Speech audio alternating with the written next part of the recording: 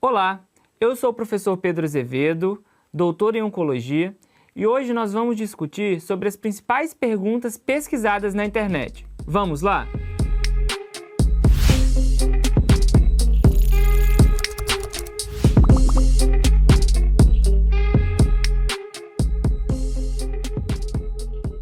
As proteínas, elas são sintetizadas, a partir de um RNA mensageiro, onde a gente vai unir diferentes aminoácidos pelas ligações peptídicas, formando estruturas primárias, estruturas secundárias, estruturas terciárias e também, em alguma delas, estruturas quaternárias. Existem diversos tipos de proteínas. Eu sempre digo que a proteína é aquela que tem a função, aquela que executa. Quais seriam, alguns exemplos de proteínas com as suas funções? A gente tem proteínas, por exemplo, estruturais, responsáveis ali para o citoesqueleto celular. A gente tem proteínas até mesmo funcionais, por exemplo, durante a contração do coração, do nosso músculo, como a actina, por exemplo, muito importante. A gente tem proteínas relacionadas ao transporte. Mas que tipo de proteína do transporte? A gente tem, por exemplo, a hemoglobina, transportando o oxigênio. Além dessas, a gente tem proteínas responsáveis pela catálise, que são as nossas enzimas, para acelerar a velocidade de reações químicas que acontecem no organismo. A gente tem proteínas relacionadas à obtenção de energia, embora as proteínas não sejam a primeira opção, aí, os carboidratos e os lipídios são os primeiros a ser utilizados como fonte energética, as proteínas também podem. A gente tem uma importante função das proteínas, por exemplo, no sistema imunológico, como, por exemplo, os anticorpos. Então, se a gente pensar em proteínas, a gente tem que pensar em grandes personagens, os personagens principais do nosso sistema biológico.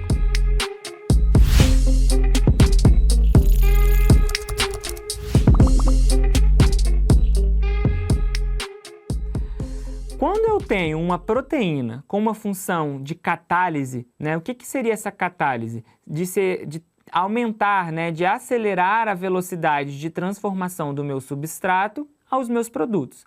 Então, quando eu tenho substrato ligando a um sítio ativo da minha enzima, aquilo gera uma reação, eu preciso de um gasto energético para me transformar aquilo em um produto.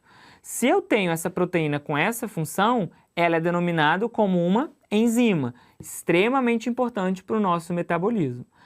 No entanto, não significa que toda proteína é uma enzima, então os alunos acabam se confundindo. Então lembrem, toda enzima é uma proteína, mas nem toda proteína é uma enzima. As proteínas existem diversas funções, como a gente já acabou de conversar na pergunta anterior. Tudo bem?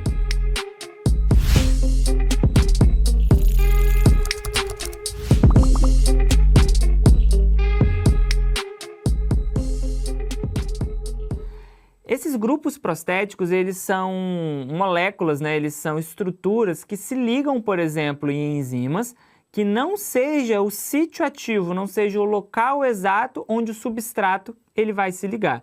Então, é em outra região que também vai favorecer, que vai estimular aquelas reações químicas acontecerem.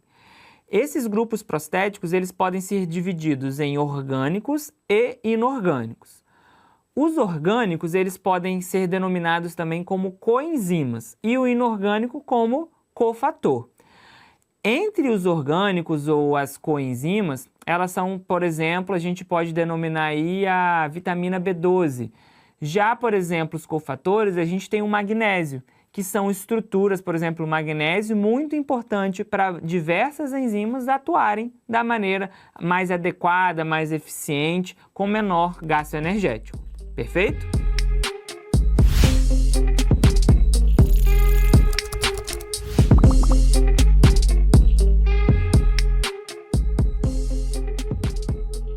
A gente precisa de relembrar o seguinte: toda enzima, toda proteína, nesse caso com função catalítica, ela possui uma estrutura tridimensional, onde ela vai ter no espaço uma conformação, onde ela vai permitir uma interação com o substrato. Nessa estrutura tridimensional, ela é extremamente importante porque nela vai conter o nosso sítio ativo. O que é esse sítio ativo? São regiões onde os grupamentos dos aminoácidos vão estar contidos e vão favorecer a ligação com o substrato.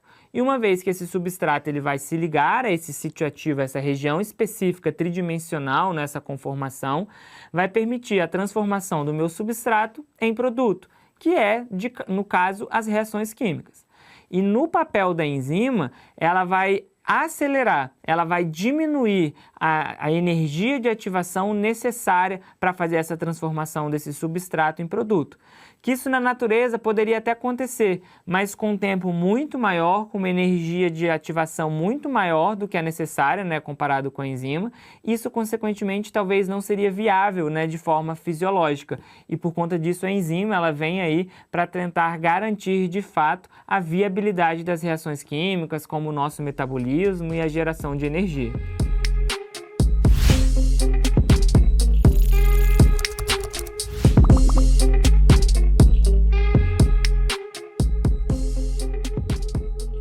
Essa pergunta é extremamente necessária. Por quê?